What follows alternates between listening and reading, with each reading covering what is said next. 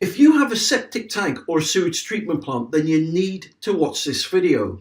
On the 1st of January 2020, the UK government are introducing a whole new set of rules and regulations for septic tanks and sewage treatment plants. It's called the Septic Tank Ban. And it's called the Septic Tank Ban because many septic tanks that don't comply by this time will be banned and decommissioned up and down the country.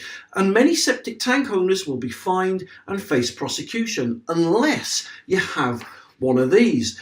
Now, this is called a government compliance form. If you've got one of these forms on display in your kitchen or your utility room and you hand one to your solicitor, not only will you make your septic tank or sewage treatment plant compliant, but you'll also save thousands and thousands of pounds. And today I'm giving this form away for free.